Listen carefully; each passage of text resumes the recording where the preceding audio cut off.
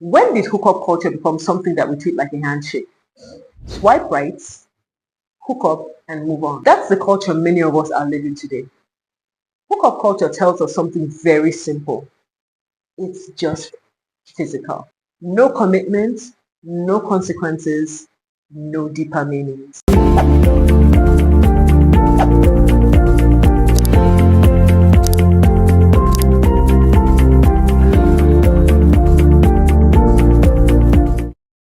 But the question I've been asking lately is, what if that idea isn't really true? What if intimacy wasn't designed to be casual? Today I want to explore three things. The emotional effect of hookup culture, a fascinating biological debate, and why abstinence might be one of the most misunderstood form of wisdom. Let's start with the emotional side. Human beings are wired for connection. When people become intimate, the brain releases bonding chemicals like oxytocin. These chemicals strengthen emotional attachment. In other words, intimacy was biologically designed to connect people. But hookup culture tries to separate intimacy from attachment, and that creates conflicts inside us. That's why many people experience something they didn't expect after casual encounters. Confusion, emotional emptiness, or forming deeper relationships later. For thousands of years, many spiritual traditions warn us about this. There's this scripture that says, "The two shall become one flesh." That comes from the book of Genesis chapter 2 verse 24. That phrase is very powerful.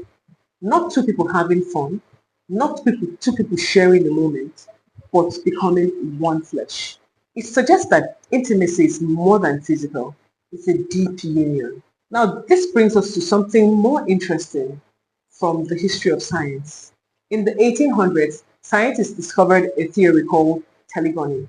Telegony was the idea that a woman's previous partner could influence the traits of her future children. But the theory became famous because of some unusual animal experiments. In one case, researchers bred horses with zebras. Later on, that same horse was bred with another horse. The offsprings looked like normal horses, but later generations showed zebra-like stripings. Scientists debated this heavily, and many came to the conclusion that it was a result of genetics already present in the horse. But the experiment reopened an old question. Are biological connections always as simple as we think?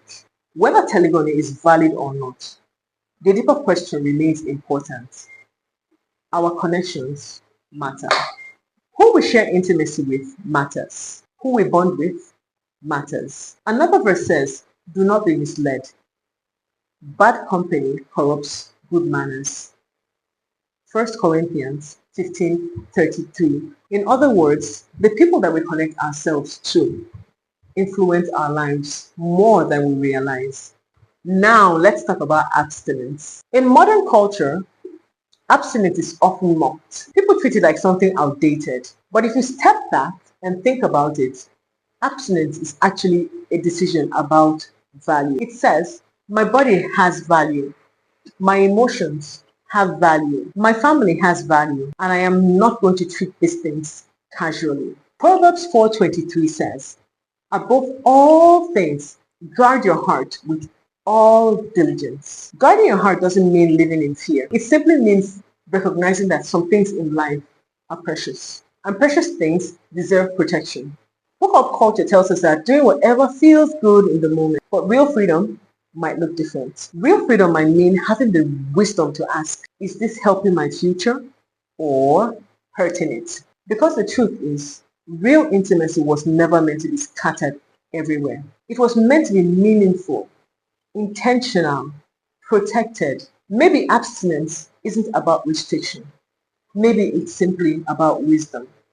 And maybe the real question we should be asking isn't, what can I get away with? Maybe the real question is, what kind of life do I really want to live? I am Rebecca, and this is Rebecca Unplugged. Catch you for now.